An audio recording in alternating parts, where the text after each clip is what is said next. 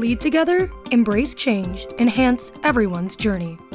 The 3 core principles of SmartStop, a leader in self-storage real estate across North America, reinforce why we're proud to bring you SheEO Lead-In, the podcast featuring curated conversations with powerful women sharing their impactful wisdom.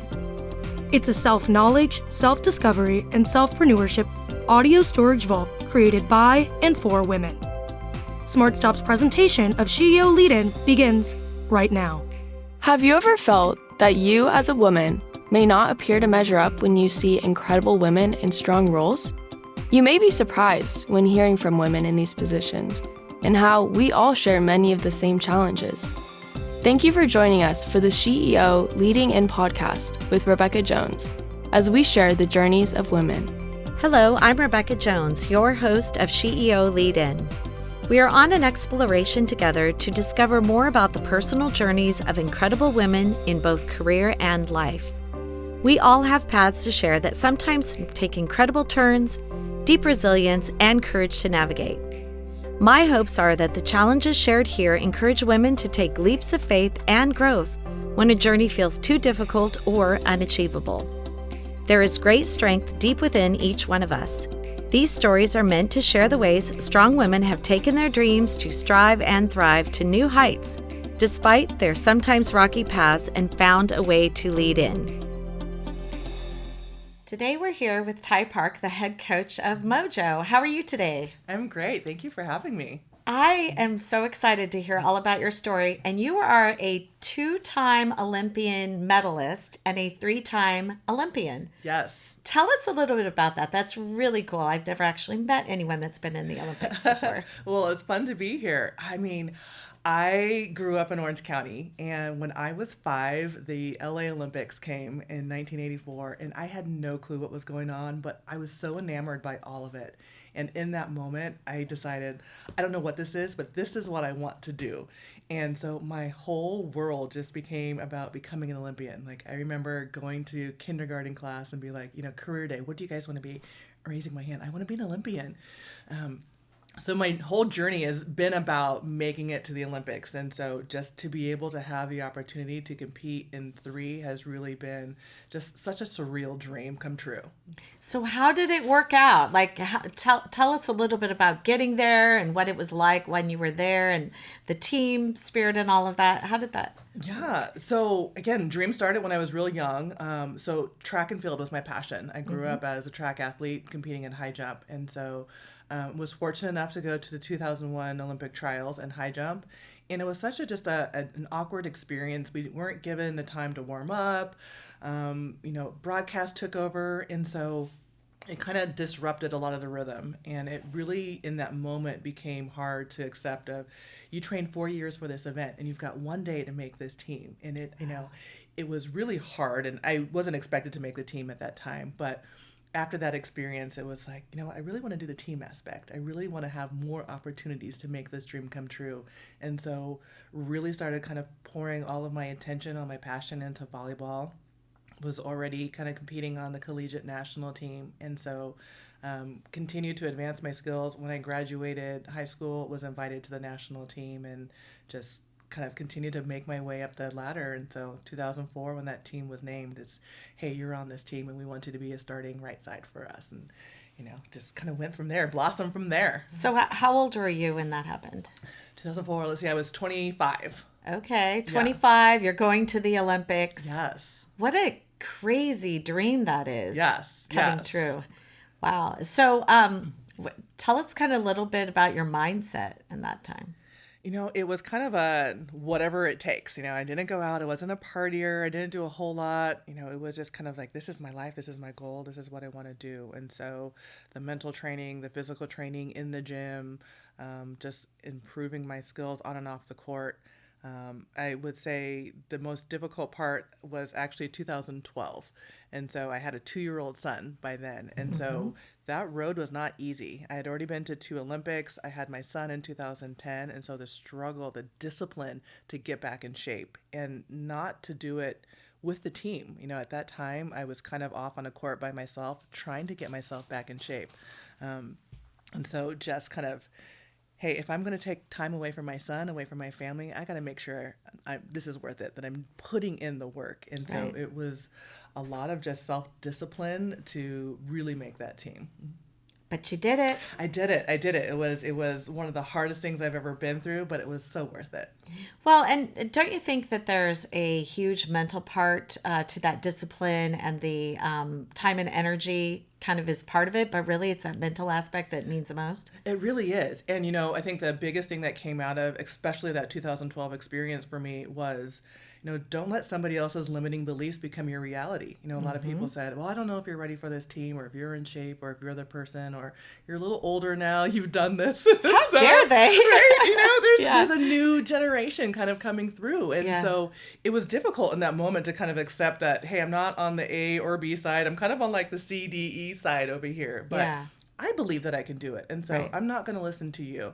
You know, I'm going to show up every single day, and I'm going to do it for me. I'm going to do it for my family until you tell me that I can't. And they didn't tell me I can. I feel like that's a lesson you learned that you want to share with our listeners today, don't you think? Absolutely. Yeah. Absolutely. I think that drive and that really setting yourself on it, thinking you can do it, I can do it, and so I'm not going to let someone else tell me I can't.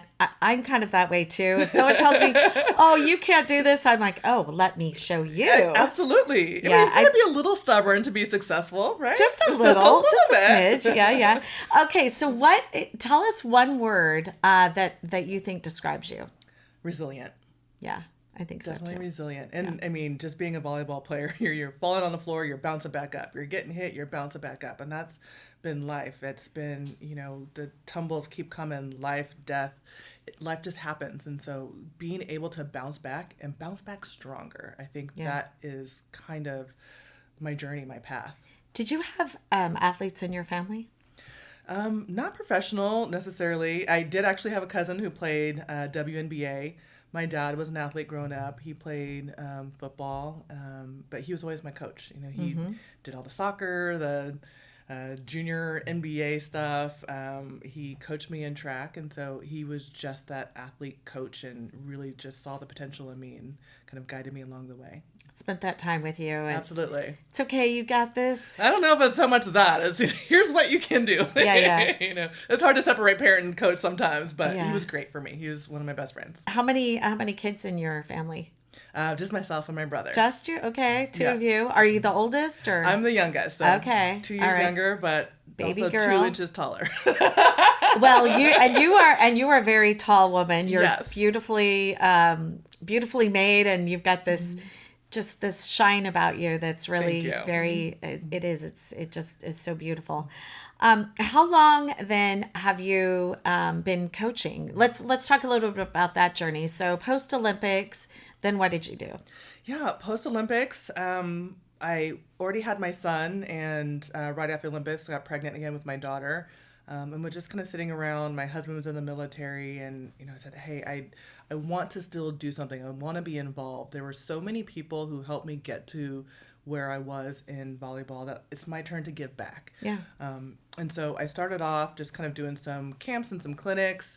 I joined University of Arizona. I had a friend that was coaching there, and so coached beach volleyball for a little while, and then took some time off just to be mom again, and was invited back to do some coaching within USA Volleyball. So I've been doing that probably the past 8 years. Was recently at University Oregon as an assistant coach, and then had the opportunity to come join the pro space and have been loving it ever since. And you're the only California team, is that right, Mojo? The only California team, yes. Nice. Only us and Vegas are the two West Coast teams. Okay. And how many teams are in the conference? This year, there will be 8 teams in the league. 18. Yes, yes. Nice. Okay, so you guys have you've been doing well, haven't you? We have. We started off a little rough. I think every team has its growing pains. Yeah. And so we started off with almost like a 1-5 record, but mid-season we were able to turn it around, and we pretty much won our last 10 out of 12 games and went from last place all the way up to third place and almost was in that championship match. Well, there's next year. There's next year. We are gunning for it. We are trying to bring that home. I know the Padres were close, but hey, Yeah. we're trying to bring a championship back to San Diego. I was just thinking that. I think next year could be your year, and next year could definitely be the Padres. I'm for it. Yeah, there you go. So let's talk about failure and success. Yes. Tell me a little bit about what that actually means to you. I think that with every failure, you actually find success and lessons learned and things that you go, oh, now I know I won't do that again. I'll do something else. Absolutely. So share with us a little bit about how you measure that. It's something that I teach my team, my kids, anyone who's around me all the time, and learning to fail faster. So fail, acronym, finding answers and learning. And so keep like running. You said, keep running, keep learning, keep running. Failure is a mirror, and it just reflects back opportunity for you to get better. And so can you turn this lesson into a success? It's a science experiment. We calculated, we went through, did you achieve your results or not? And if you didn't, where do you need to pivot? And so that's really how we approach coaching, how I approach life. It's taking those obstacles and seeing them as lessons. And I think as women, we have a very good way of doing that. We just keep going because I feel like we're the glue that holds everything together. A lot of times we are, absolutely. So how do you balance your home life and then your work life? I love that, and I hate the word balance. Yeah, and it doesn't always work like that too. It doesn't, because balance means, man, if I'm in the gym for 8 hours, then I have to come home and I have to give my family 8 hours, and there's only so much in the day. Yeah. And so I love harmony. There's harmony. There's a flow that's to it. It's not a push and pull like balance is. Yeah. And I think harmony allows for different seasons and different reasons. And so when I'm in my sports season, I might have more time that's dedicated to my team, to my athletes.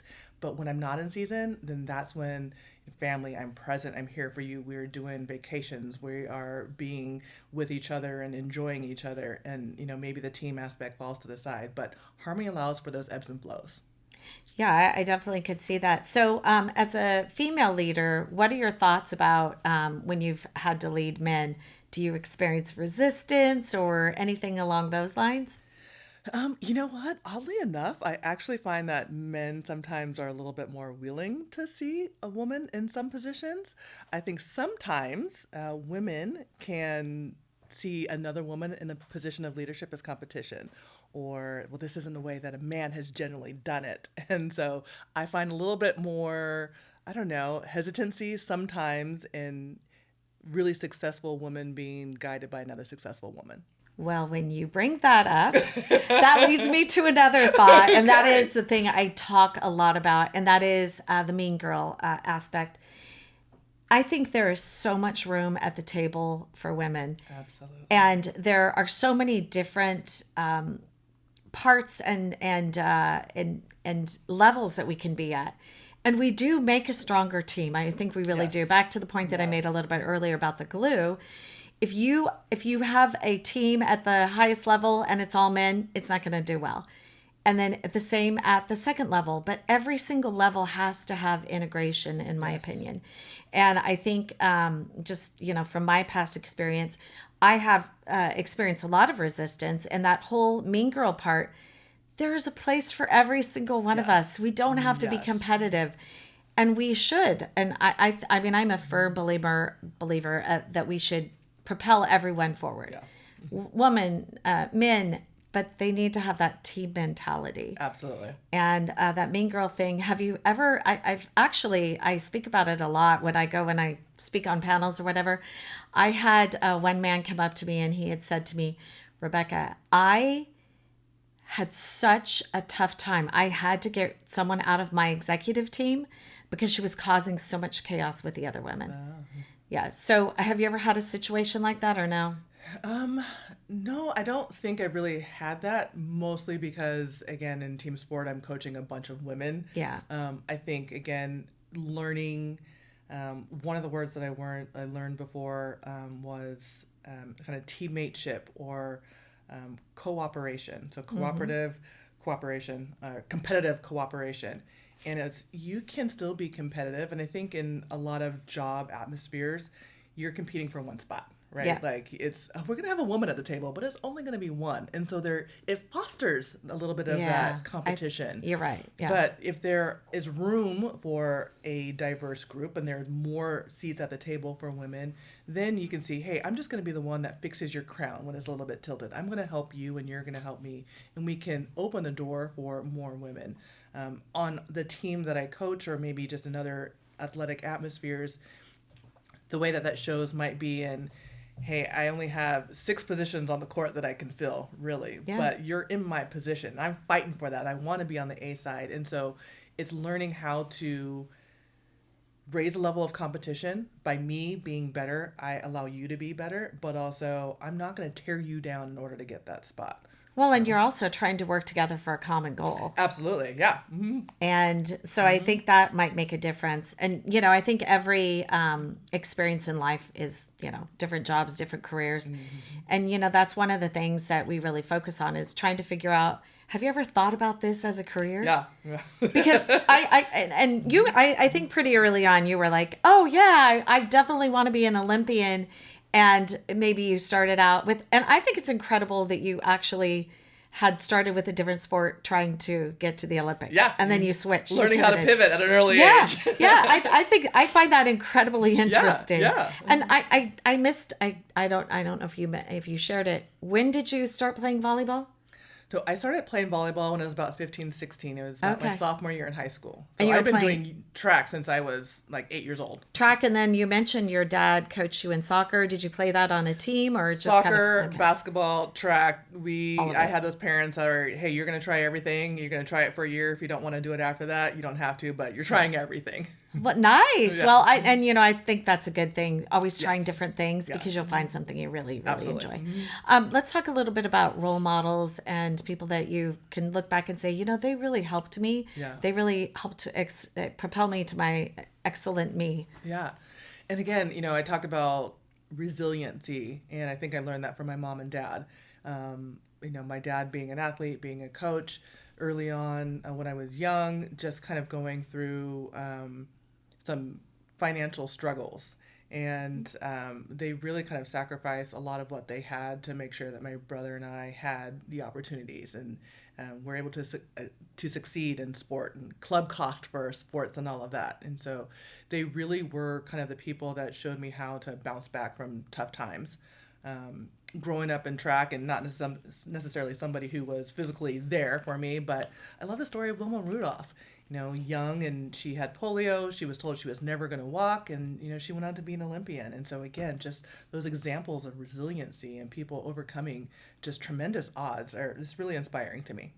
And don't you feel like the people that really do excel have gone through most of it? I mean, most of them have not had easy lives, and then they look back because it was something that they could, I don't know if I want to say hide in, but sort of hide in, okay, I can forget about what's going on in my life because I have something else that's my outlet. Yeah.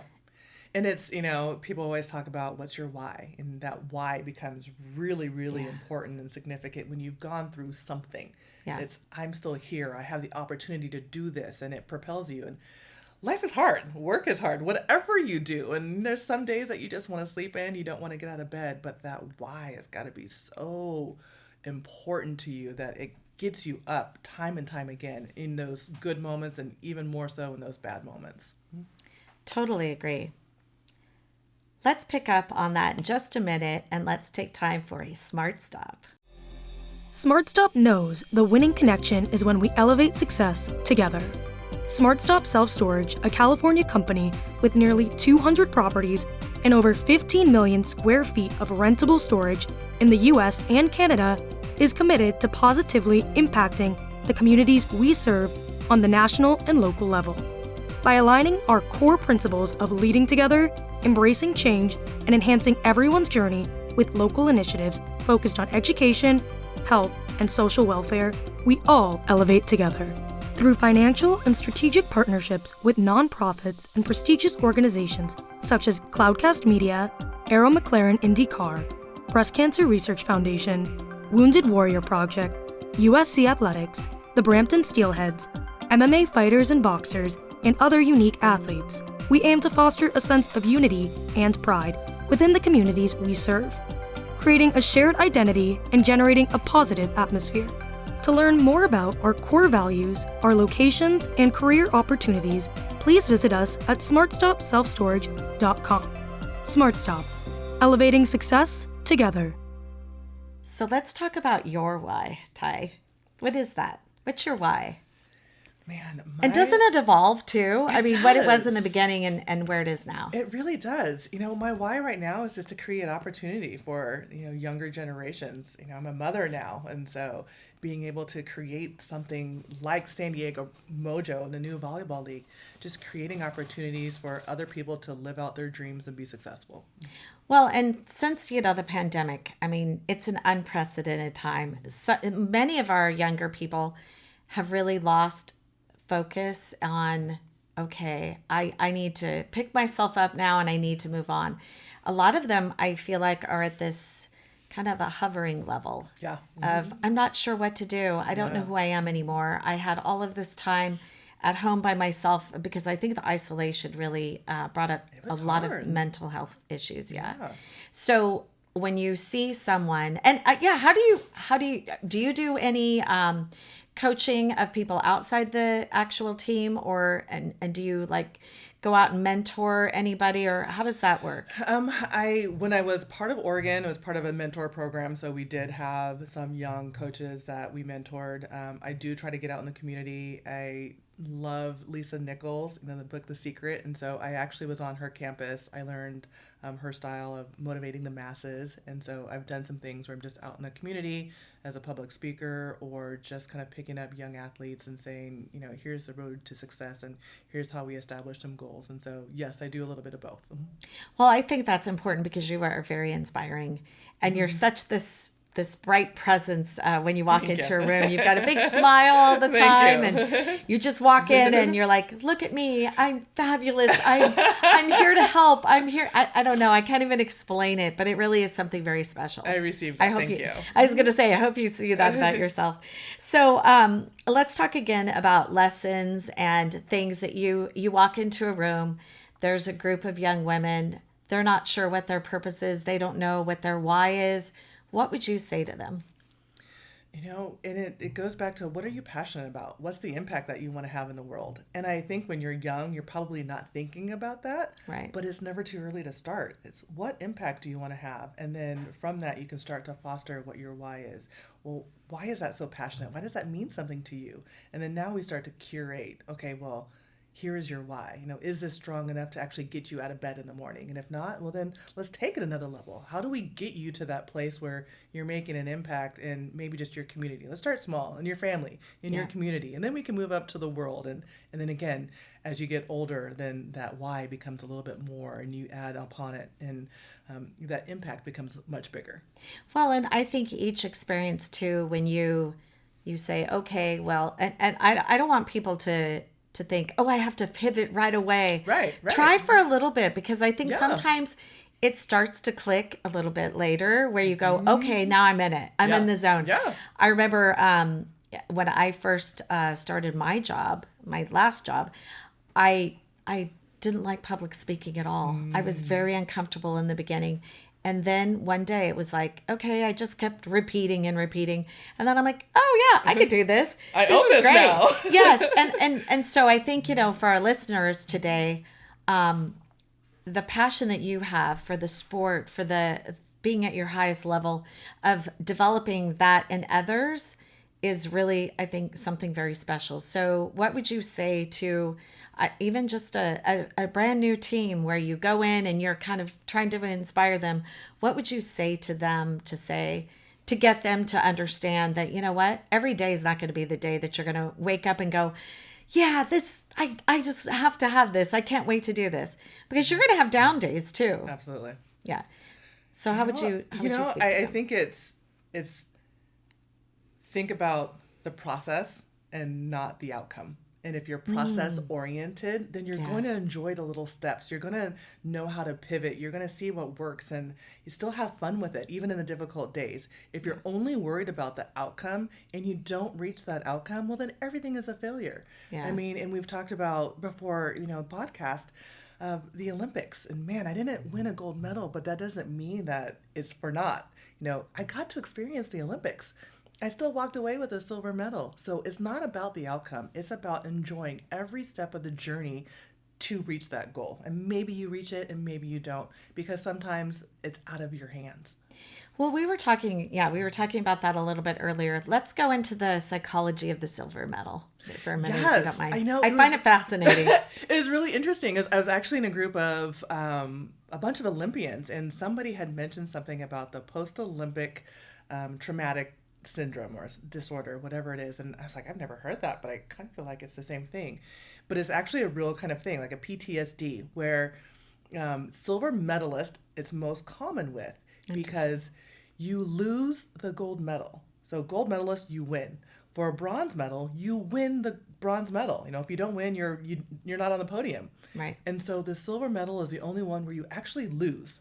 And so there is that sense of failure. And again, if it's not a lesson, if you don't have that growth mindset, then I failed. I didn't achieve that ultimate goal of winning a gold medal. And so it's a very interesting dynamic that I'm still learning about, but I absolutely went through it. I was looking at my silver medal, like, it means nothing. This is not what I came here for. This is second best.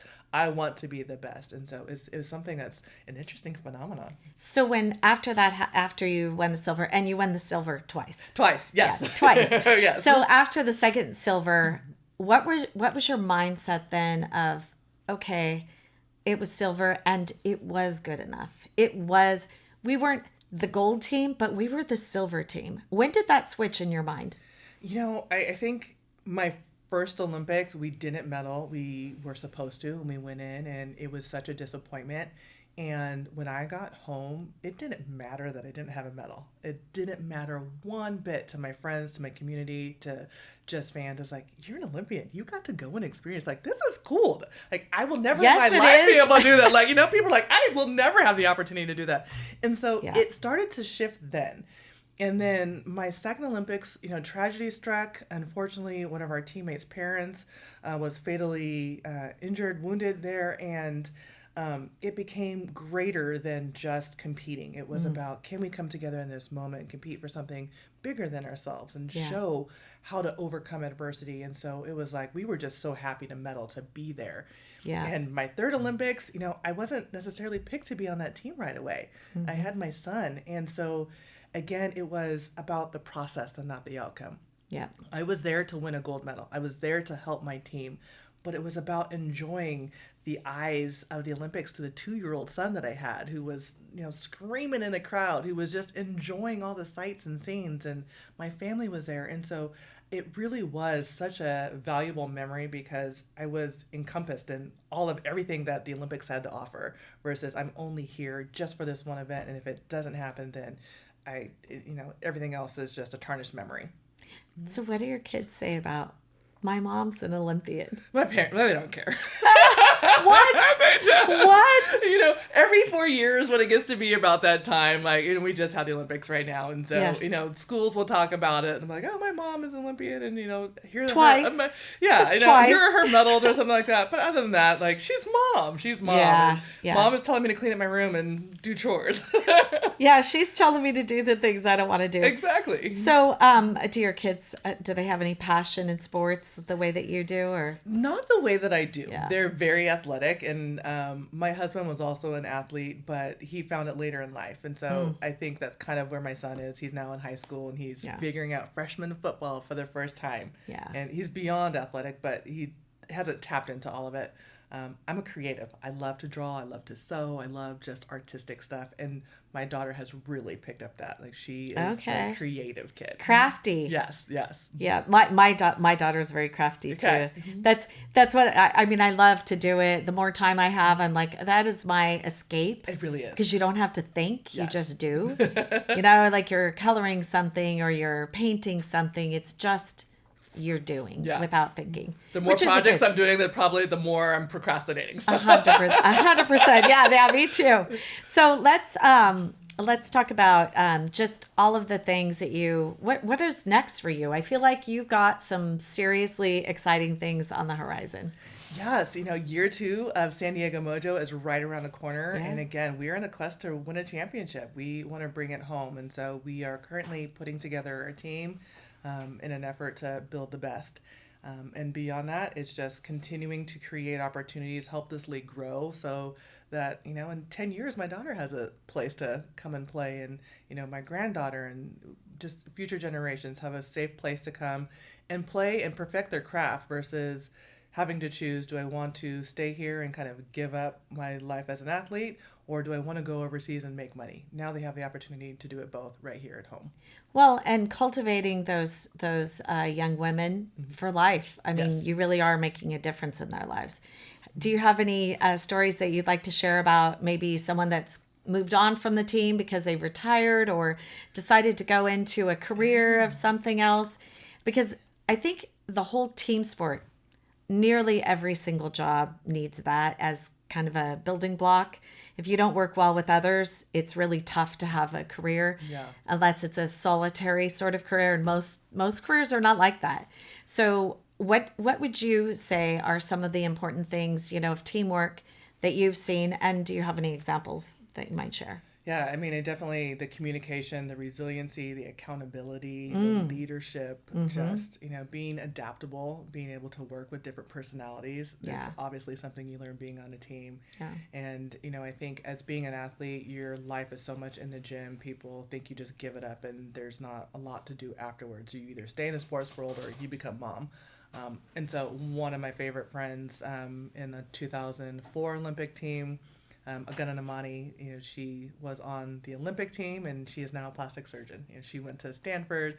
Wow. That's it, that dedication, that drive, it transfers over to so many different areas of life. Yeah. And so, she is very successful in what she does as a doctor now, and really proud of her.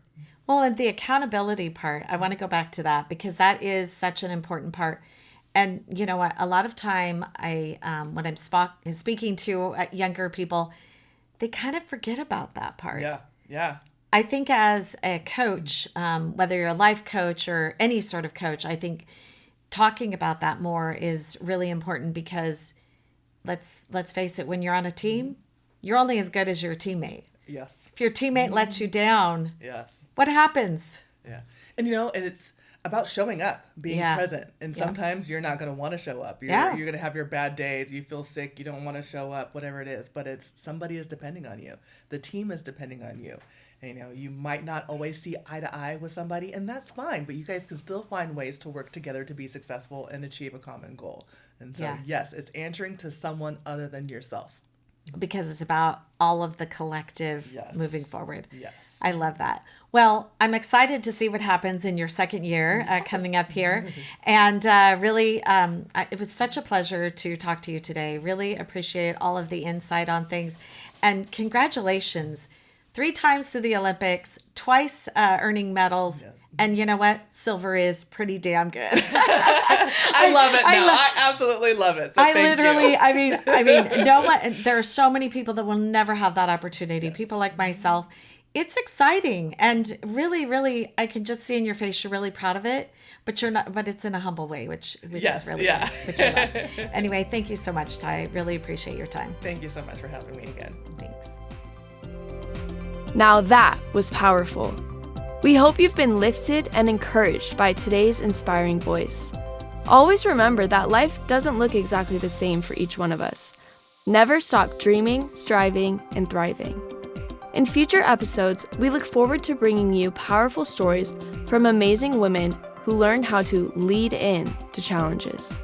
Thank you for listening and being part of our community with SheEO host, Rebecca Jones.